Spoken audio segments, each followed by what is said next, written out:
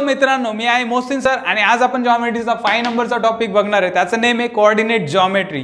या टॉपिक मध्ये 4-5 फॉर्म्युले आहेत. ते जर तुम्ही चांगले लर्न केले आणि जर त्या एक्झाम्पलची प्रॅक्टिस केली तर तुम्हाला सीईटीला यावरती येणारे जे क्वेश्चन आहे त्यामध्ये आउट ऑफ मार्क्स मिळू शकतात.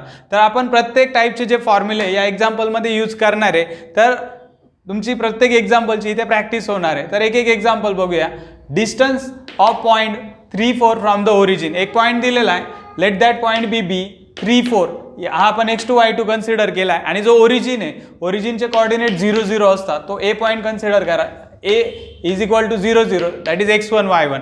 तर दोन पॉइंट असतात, एकाला x1 y1 आणि एकाला x2 y2 म्हणायचं आहे आणि डायरेक्ट डिस्टन्स फॉर्म्युला अप्लाय करायचा आहे. AB is equal to x2 minus x1 bracket square plus y2 minus y1 bracket square. तर 3 मायनस 0 जो x2 आहे, x2 3 आहे आणि x1 काय आहे 0. 3 मायनस 0 ब्रॅकेट स्क्वेअर म्हणजे 3 मायनस 0 3 होतो. 3 चा स्क्वेअर काय होतो 9 होतो. Then y2 minus y1, y2 minus y1 4 minus 0. तर 4 मधून 0 सबट्रॅक्ट केला 4, 4 चा स्क्वेअर होतो 16. 16 प्लस 9 25. 25 चा स्क्वेअर रूट काय तो 5. Therefore AB is equal to 5 unit. म्हणजे जो दिलेला पॉइंट आहे आणि ओरिजिन आहे यांच्यामध्ये डिस्टन्स किती आहे 5 युनिट्स. Then question number 2. आता इथे एक लॉजिकल क्वेश्चन विचारलेला आहे. Line AB is parallel to y axis. मी इथे डायग्राम दाखवली, तुम्हाला दिसू शकते. AB ही y ॲक्सिसला काय आहे पॅरलल आहे. आता A जो पॉइंट आहे तो दिलेला आहे, त्याचे कोऑर्डिनेट 1-3 दिलेले 1-3 आणि x ॲक्सिस पासून इक्वल डिस्टन्स वरती खाली B पॉइंट आहे, तर त्यांनी B पॉइंटचे कोऑर्डिनेट विचारलेले. आता तुम्हाला माहिती आहे इथे सपोज 1 असेल तर हा जो पॉइंट आहे हा काय असणार आहे A काय 1-3 आहे, येते लक्षात. पण इथे इक्वल डिस्टन्स वरती 3 युनिट आहे म्हणजे खाली पण 3 युनिट असणार आहे, पण खाली मायनस निगेटिव्ह कोऑर्डिनेट असतो. y ॲक्सिस वरती पॉझिटिव्ह कोऑर्डिनेट आहे, खाली काय निगेटिव्ह आहे. मग इथे 1-3 येतोय. हा पॉइंट काय येतोय 1-3. Line AB is parallel to y axis. Point A is 1-3. It is present in first quadrant, first, second, third, fourth. तुम्हाला एक क्वाड्रंट पण माहिती असतील. तर हा 1-3 आहे आणि B काय 1-3. तो इक्वल डिस्टन्समुळे असल्यामुळे इथे तो 1-3 येतोय. देन नेक्स्ट क्वेश्चन असा विचारलेला आहे. AB is given segment and P is the midpoint of this segment. Then find the coordinates of this midpoint.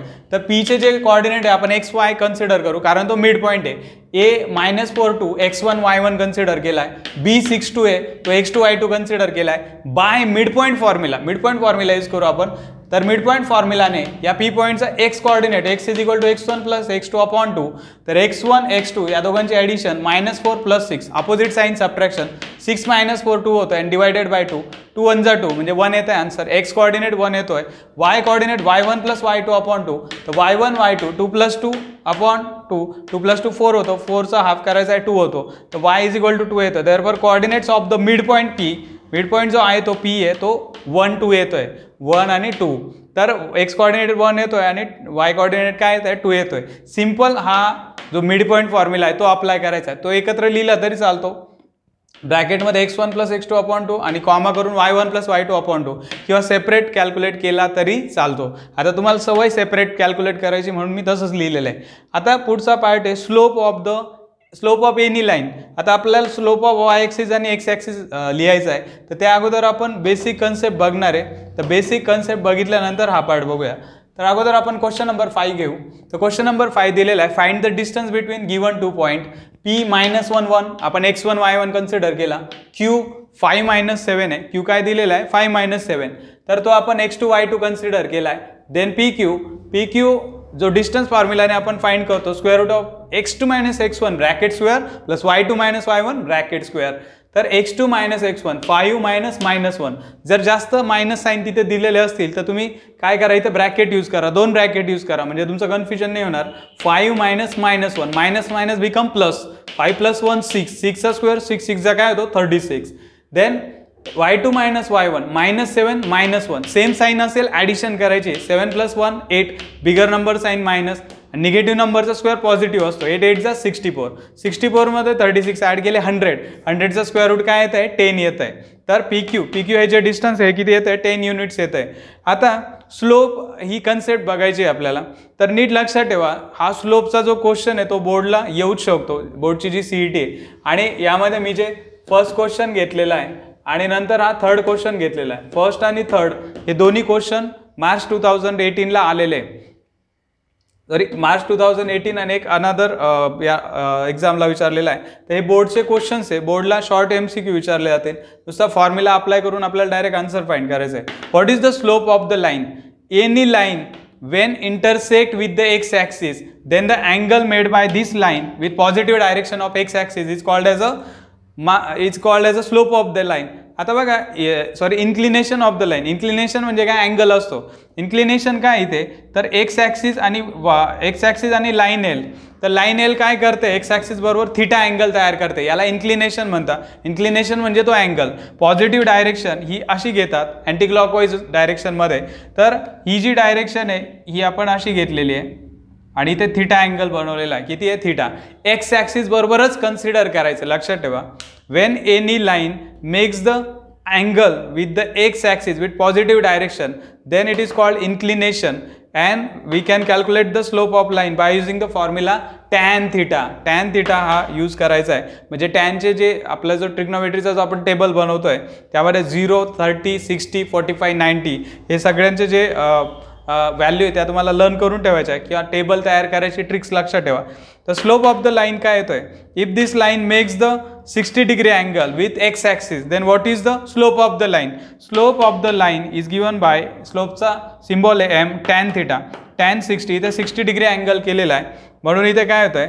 इथे जर 60 डिग्री अँगल असेल तर बघा फॉर्म्युला काय होतो तर tan 60 आणि tan 60 किती असतो? √3. therefore slope of the line is √3. जर इथे tan 45 येतो आहे तो 1 असतो. म्हणजे ज्याप्रमाणे व्हॅल्यू चेंज होणार त्याप्रमाणे ही इथे आन्सर चेंज होणार आहे. आता सेम लॉजिक आहे. एक ट्रिकी क्वेश्चन आहे तो लर्न करून ठेवा. कदाचित हा क्वेश्चन विचारण्याचे चान्सेस खूप जास्त आहे. Slope of x axis. आता एक्स ॲक्सिसचा स्लोप काढायचा आहे. आपली डेफिनेशन काय होती? स्लोप आपण कशासाठी फाइंड करतो? The angle made by the line with x axis.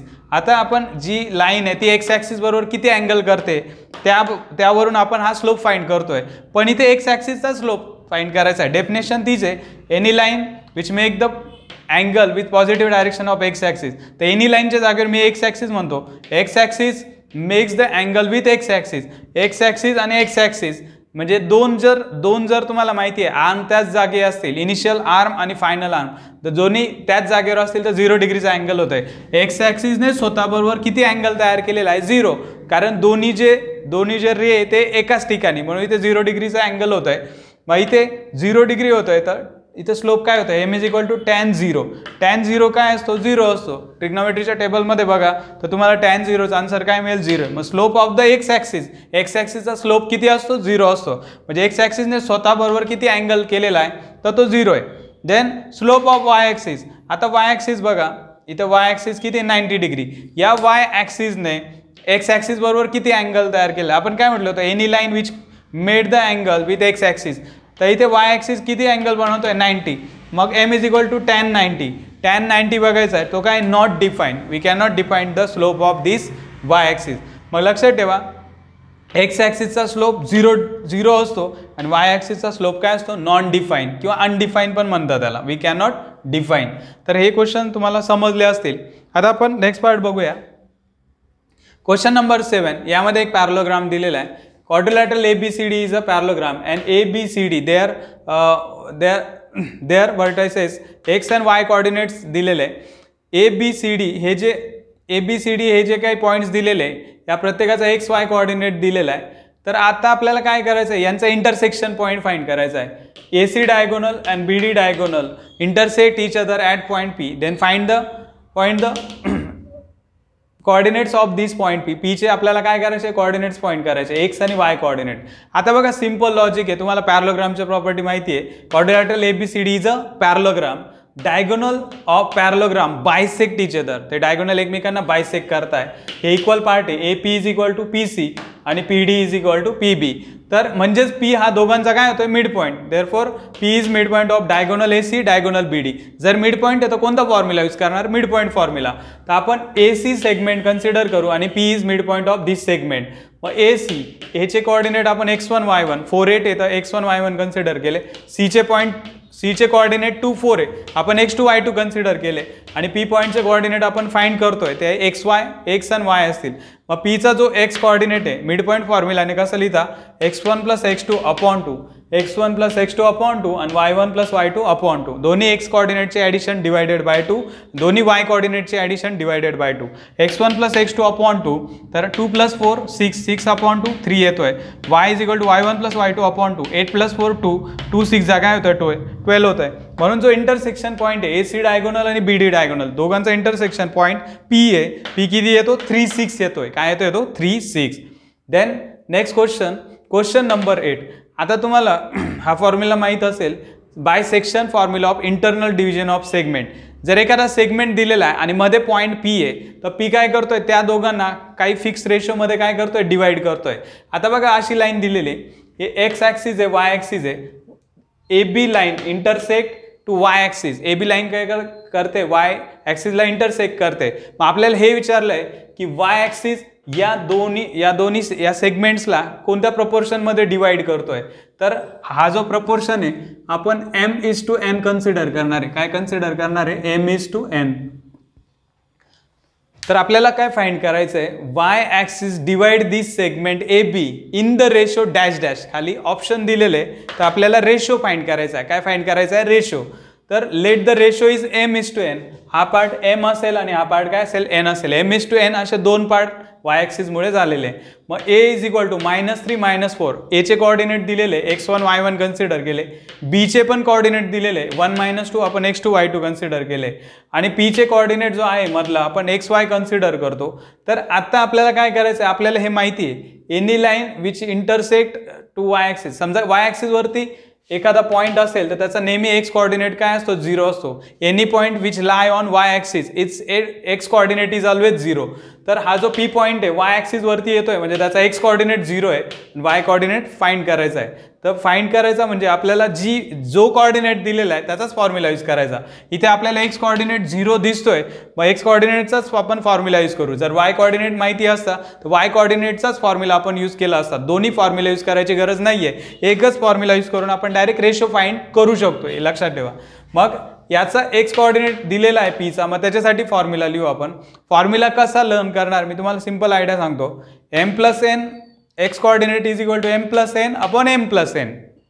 काय लिहायचं आहे, x coordinate is equal to m+n upon m+n, x2 x1 y2 y1 असा लर्न करायचा आहे. तर x coordinate m+n upon m+n x2 x1, तिथे x2 x1 लिहायचं आहे. m+n upon m+n y2 y1 जर लिहिला तर y कोऑर्डिनेट मिळेल. तर असा लर्न करा तुम्ही. तर लर्न केल्यानंतर नक्कीच लक्षात राहील. तर एक्स कोऑर्डिनेट दिलेला आहे, एक्स कोऑर्डिनेट दिलेला आहे म्हणजे त्यांनी नाही सांगितलं, हे आपल्याला बेसिक माहिती आहे की एखादा पॉईंट वाय ॲक्सिस वरती असेल तर त्याचा एक्स कोऑर्डिनेट 0 असतो, म्हणून आपण एक्स कोऑर्डिनेट 0 लिहिलेला आहे. वाय कोऑर्डिनेट अननोन आहे म्हणून y लिहून ठेवलेला आहे. तर x coordinate is equal to mx2 plus nx1 upon m+n. तर x2 किती दिलेला आहे, x2 इज 1 आणि x1 इज -3. x2 x1 ची व्हॅल्यू इथे सबस्टिट्यूट केली. एक्स कोऑर्डिनेट Pचा काय दिलेला आहे 0. आता m+n हा ब्रॅकेट डिवाइड आहे, तो राईट साईडला मल्टिप्लाय होतो. 0 ने मल्टिप्लाय करून आन्सर 0च येणार आहे. आता 1 × m 1m, 3 × n 3n, plus minus minus 1m plus minus 3n is equal to 0. 3n plus आहे राईट साईडला 3n मायनस आहे तो राईट साईडला प्लस होतो. 1m 1 multiplied by m, 3n म्हणजे 3 मल्टिप्लाइड बाय n. आता अल्फाबेट एका साईडला आणि नंबर एका साईडला घ्यायचे. n मल्टिप्लाइड बिकम्स डिवाइड आणि 1 मल्टिप्लाइड डिवाइड होतो. m upon n is equal to 3 upon 1. Therefore this y axis divide AB segment into ratio m:n. m:n काय आला 3:1 म्हणजे 3:1 रेशो असा आपल्याला मिळतोय. तर हा खूप सिंपल क्वेश्चन आहे. हा पण MCQ पॅटर्न मध्ये दिलेला आहे, त्यामुळे हा क्वेश्चन विचारला जाऊ शकतो. हे बघा आपल्याला काय करायचं आहे, आपल्याला एवढी इन्फॉर्मेशन तिथे लिहायची नाहीये. डायरेक्ट फॉर्म्युला आणि ओरली व्हॅल्यू लिहायच्या, ओरली व्हॅल्यू बघून घ्यायच्या आणि डायरेक्ट यामध्ये सबस्टिट्यूट करायचं आहे. आता तुम्हाला समजण्यासाठी मी सगळीच स्टेप लिहितोय. Then question number 9. Question number 9 असं दिलेला आहे की यामध्ये P हा जो पॉइंट आहे तो काय करतोय, AB सेगमेंटला इंटरनली डिवाइड करतोय 2:1 रेशोमध्ये. हा जो रेशो आहे हा 2:1 आहे. AP हा पार्ट 2 पार्ट आहे आणि PB किती आहे 1 पार्ट आहे. ए P point divides the segment AB in the ratio 2:1 and if the coordinates of the point P -4 6 and coordinates of point A is -6 10, then find the coordinate of point B. B चे coordinate काय करायचे, find करायचे. तर A चे coordinate -6 10 आहे, आपण x1 y1 consider केलाय. B चे आपण फाइंड करणार आहे ते x2 y2 असतील. पीचे कोऑर्डिनेट -4 6 आहे, आपण xy कन्सिडर केले. m:n रेशो 2:1 आहे, मीन्स mची व्हॅल्यू 2 घ्यायची आणि nची व्हॅल्यू काय घ्यायची 1 घ्यायची. आता बघा आपल्याला बीचा x2 आणि y2 दोन्ही कोऑर्डिनेट फाइंड करायचे. मग इथे दोन्ही फॉर्म्युले लिहायचे. जो पी पॉईंट आहे इंटरनली डिवाइड करतोय त्याचा x आणि y कोऑर्डिनेट, त्याच्यासाठी हा फॉर्म्युला लिहायचा आहे. मी तुम्हाला काय सांगितलं कसं लक्षात ठेवणार, m+n/m+n x2 x1 m+n/m+n y2 y1 x2 x1 y2 y1. तर x2 आपण फाइंड करणार आहे आणि y2 पण आपण काय करणार आहे फाइंड करणार आहे, कारण हे बी पॉईंटचे कोऑर्डिनेट आहे. तर m+n, m आणि n ची व्हॅल्यू 2 1 आहे. इथे 2 1, इथे पण 2 1 सबस्टिट्यूट केलंय. 2 1 2 1 इथे सबस्टिट्यूट केलंय. x कोऑर्डिनेट काय दिलेला आहे पीचा, x कोऑर्डिनेट दिलेला आहे -4. काय दिलेला आहे तो -4. 2 + 1 3, 3 डिवाइड राईट साईडला मल्टिप्लाय होतो. 3 4 12 प्लस मायनस. आता 2 × x2 2x2 6 1 6 plus minus 2x2 - 6 is equal to -12. 2x2 - 6 -12 येतोय. 6 मायनस राईट साईडला प्लस होतो. इथे अपोजिट साईन सबट्रॅक्शन, 12 मधून 6 सबट्रॅक्ट केले, 6 bigger number sign minus. 2x2 is equal to -6. 2 multiplied get divide, 2 3 6, तर इथे -3 येतं answer. Therefore x2 coordinate is -3. आता y2 कोऑर्डिनेट आपण फाइंड करू. तर m आणि n ची व्हॅल्यू 2 + 1 2 + 1 सबस्टिट्यूट केली. इथे y2 असेल, इथे y1 ची व्हॅल्यू 10 आहे. 10 1 काय होतो 10. 2y2 + 10/3 is equal to 6. 3 divide आहे, राईट साईडला मल्टिप्लाय होतो. 6 3 काय होतो 18. तर हा 10 जो प्लस आहे तो राईट साईडला मायनस होत आहे. प्लसचा काय होतोय मायनस. 18 मधून 10 सबट्रॅक्ट केला 8 होतो. 2 multiplied get divide, 2y2 is equal to 8. 2 multiplied get divide, 2 4 8. Therefore B पॉईंटचे कोऑर्डिनेट इकडे -3, इकडे काय आला 4. बी पॉईंटचे कोऑर्डिनेट -3 4 येत आहे. काय येत आहे -3 4. हा क्वेश्चन पण खूप लेंथी नाही आहे, म्हणजे हार्डली 2 मिनिटात तुम्ही सॉल्व्ह करू शकता. हे कॅल्क्युलेशन 1 मिनिटात आणि हे कॅल्क्युलेशन 1 मिनिटात, असं 2 मिनिटात हे कॅल्क्युलेशन करता येतील. Now the next question is question number 9. Find the slope of the line which passing through the point. दोन पॉइंट मधून अशी लाईन पास होते ज्याचा आपल्याला स्लोप फाइंड करायचा आहे. ए पॉइंट आहे 3 1 x1 y1 कन्सिडर केला आहे. बी पॉइंट आहे 5 3 x2 y2 कन्सिडर केला आहे. मग slope of line A B कसा फाइंड करता, y2 - y1 x2 - x1. तर slope of the line can be find by 2 formula. आपण पहिले बघितलं होता tan थीटा. आता दुसरा फॉर्म्युला आहे y2 - y1 x2 - x1. जर दोन पॉईंट त्या लाईनचे आपल्याला माहिती आहे, तर y2 y1 आहे 3 - 1 2 होतो आणि 5 - 3 2 होतो आहे. 2/2 म्हणजे इथे काय येतं 1 आन्सर येते. Therefore slope of line is 1. Now next question number 10. Find K if BQ is parallel to RS. जर दोन लाईन पॅरलल असतील तर आपल्याला काय समजते त्यावरून. P.24 आहे, Q.36, R 31 आहे आणि S 5K. तर इथे K फाइंड करायचा आहे. x1 y1 x2 y2 x3 y3 आणि x4 y4 या असं आपण कन्सिडर केलंय. आता याचा फॉर्म्युला कसा लिहायचा आहे, जसं आपण यासाठी लिहिला होता या दोघांसाठी. जर PQ आणि RS काय, they are parallel to each other. Line PQ is parallel to RS. If two lines are parallel to each other, then the slope of the line PQ is equal to slope of line RS. दोन्ही लाईनचा slope काय असतो equal असतो. तर parallel लाईनचा slope equal असतो. Therefore, if PQ is parallel to RS, therefore slope of line PQ is equal to slope of line RS. तर PQ चा स्लोप कसा काढता, y2 - y1 x2 - x1. तर पहिले y कोऑर्डिनेटची सबट्रॅक्शन ज्या सिक्वेन्सने घेतली आहे त्याच सिक्वेन्सने x कोऑर्डिनेटची सबट्रॅक्शन घ्यायची. आता RS कसा लिहायचा, y4 - y3 x4 - x3 y4 - y3 x4 - x3. इथे y कोऑर्डिनेटची सबट्रॅक्शन, इथे x. फक्त सिक्वेन्स महत्त्वाचा आहे. तुम्ही कोणत्या सिक्वेन्सने लिहिताय वरचं सबट्रॅक्शन त्याच सिक्वेन्सने लिहायचं आहे. मग इथे 6 - 4, इथे 6 - 4 आणि 3 - 2. 6 - 4 2, 3 - 2 1 येतोय. आणि इथे y4 हा k आहे आणि y3 1 आहे. Therefore K - 1 आणि x4 x3 ची सबट्रॅक्शन 5 - 3 2 येते. तर सगळ्यांची सबट्रॅक्शन केली, फक्त K - 1 ॲज इट इज आहे. क्रॉस मल्टिप्लाय 2 2 जा होतोय 4. K - 1 × 1 म्हणजे K - 1 होतोय. -1 हा 1 मायनस आहे तर राईट साईडला प्लस होतो. 4 + 1 काय होतोय 5. Therefore K is equal to 5. K ची व्हॅल्यू काय येते 5 येते. Question number 11. If point P 2 - 5 Q 1 - 3 and R - 2K are collinear, then find the value of K. आता एक लक्षात ठेवा, बोर्डच्या पेपरला जसं विचारलं जायचं की show that this two lines are parallel, show that this quadrilateral is quadrilateral PQRS is a parallelogram असा क्वेश्चन येणार नाहीये. तिथे मिसिंग कोऑर्डिनेट कोणता आहे तो फाइंड करायचा आहे. तसंच कोलिनियरसाठी पण आहे, if show that 3 points are collinear, हे आपल्याला प्रूव्ह नाही करायचं आहे. तर आता हे मिसिंग तिथे ऑलरेडी इन्फॉर्मेशन असेल की हे कोलिनियर आहे, मग मिसिंग कोऑर्डिनेट के तर तो फाइंड करायचा आहे. तर इथे के फाइंड करू आपण. Find the value of K. P2 - 5 x1 y1 consider केला आहे, Q1 - 3 x2 y2 कन्सिडर केला आहे, R - 2k x3 y3 consider केला आहे. आता एक लक्षात ठेवा, हा खूप महत्त्वाचा पॉईंट आहे. आपण डिस्टन्स फॉर्म्युलाने जातो पण त्याला खूप लेंदी आहे ती प्रोसेस. डिस्टन्स प्रत्येकाचं जे काही स्क्वेअर वगैरे लिहावं लागतात त्याने वेळ लागतोय. आपण हा फॉर्म्युला यूज करणार आहे.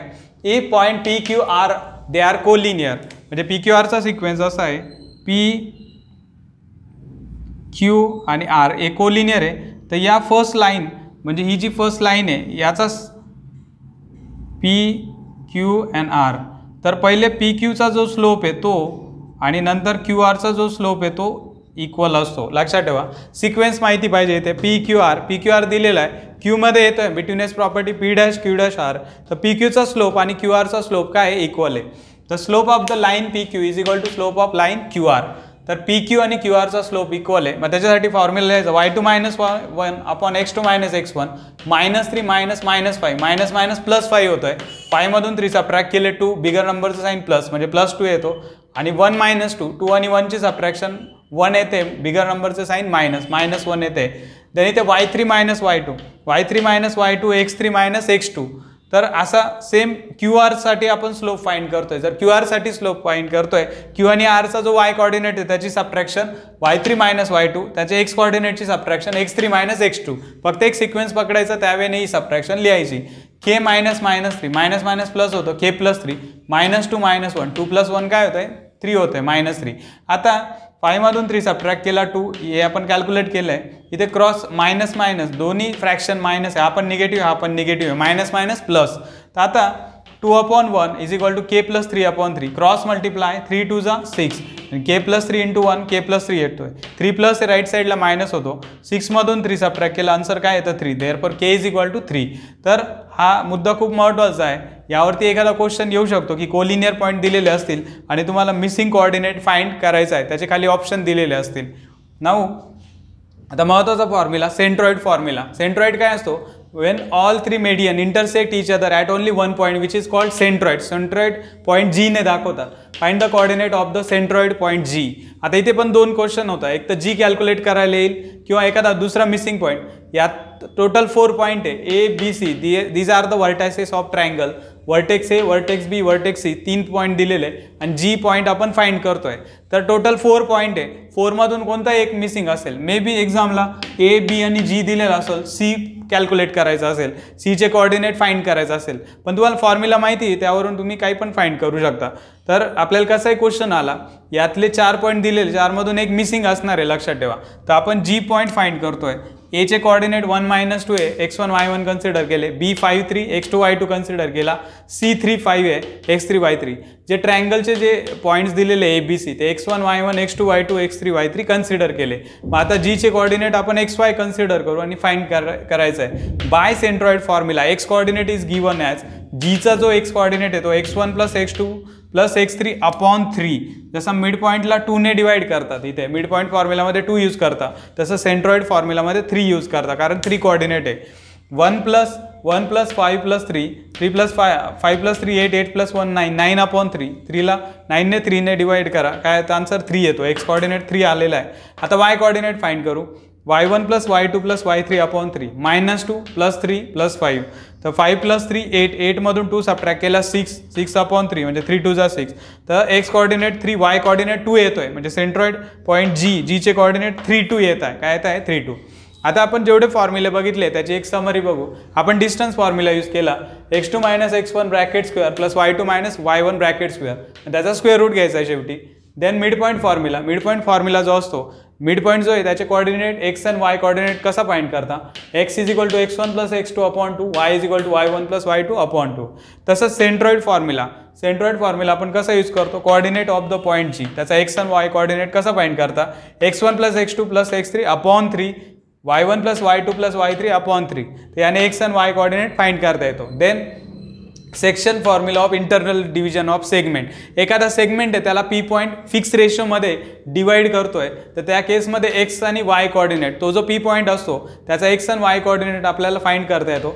X is equal to mx2 plus nx1 upon m plus n आणि y is equal to my2 plus ny1 m plus n. मी तुम्हाला कसं सांगितलं लक्षात ठेवायला, m plus n upon m plus n, m plus n upon m plus n, x2 x1 y2 y1 असं लक्षात ठेवा. Then slope of the line. आता एखादी लाईन एक्स ॲक्सिस बरोबर पॉझिटिव्ह डायरेक्शनमध्ये अँगल तयार करते, तर त्याचा slope m is equal to tan theta असतो. तुम्हाला टॅन लर्न करून ठेवायचा आहे, टॅनच्या 5 व्हॅल्यू. देन जर तुम्हाला 2 पॉईंट दिलेले याप्रमाणे, तर याचा स्लोप कसा फाइंड करता, slope of line A B किंवा any slope of any line y2 minus y1 upon x2 minus x1, वरती yची सबट्रॅक्शन, खाली xची सबट्रॅक्शन. आता इथे मे बी असा क्वेश्चन येईल की स्लोप दिलेला असेल आणि एखादा कोऑर्डिनेट मिसिंग आहे तो फाइंड करायचा, तसा पण क्वेश्चन येऊ शकतो. क्वेश्चन कसा आला तरी तुम्हाला हे फॉर्म्युले लर्न करून ठेवायचे. या फॉर्म्युल्याच्या बेसिसवरती तुम्हाला कोणताही क्वेश्चन सॉल्व्ह करता येईल. नक्कीच तुम्हाला एक्झाम्पल समजले असतील. तर भेटूया नेक्स्ट सेशनमध्ये. Okay, bye bye.